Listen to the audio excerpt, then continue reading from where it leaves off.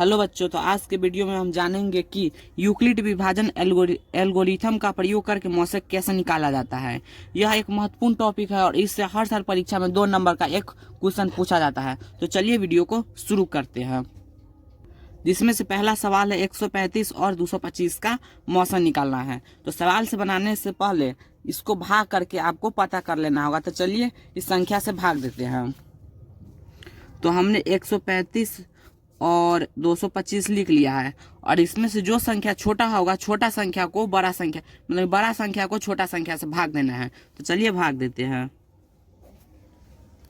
तो हमने यहाँ पे भाग दे दिया है, जिसमें से 135 से 225 में भाग दिए तो एक मतलब में 135 आया, इसको घटाने पर 90 आया है, और फिर इस संख्या को यहाँ पर उतार के जो घटाएंगे शेष फल आएगा उससे भाग देंगे। तो एक मतलब में मेरा 90 आया है, फिर इसको घटाने पर 45 आया है, तो जो शेषफल आया रहेगा उसको फिर भाग देंगे। तो मेरा 45 मतलब में 45 से 2 मतलब में 90 कट गया है। तो इस तरह मेरा शेषफल 0 आ गया है। अब यहाँ पर आपको रुक जाना है। तो चलिए अब इसके बाद इस सवाल को बनाते हैं।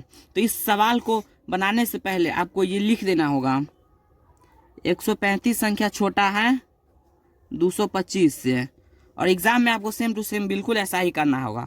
और उसके बाद आपको लिखना है यहाँ से यूक्लिड विभाजन एल्गोरिथम से। यूक्लिड विभाजन एल्गोरिथम से आपको लिखना है 225 बराबर 135, और आप जो भाग दिए रहेंगे उस कागज को आपको बगल में लिखना है। तो जब हम 225 को 135 से भाग दिया है तो एक मतलब में 135 आया है और मेरा शेषफल 90 आया है। तो इसी को यहाँ पर लिख देना है।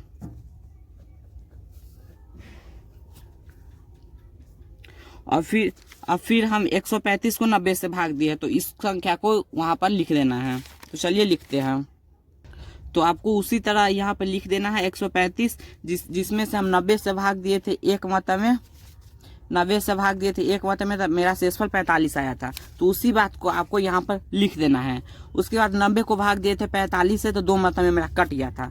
तो यहाँ पर आपको लिख देना है 90 45 गुने दी प्लस 0, यहाँ पर 0 शेषफल आया जहाँ पर r बराबर 0। अतः 135 और 225 का मौसा 45 होगा, और यह एकदम करेक्ट आंसर है। तो चलिए, अगर आपको यह वीडियो समझ में आया होगा तो लाइक और सब्सक्राइब जरूर कीजिएगा। धन्यवाद।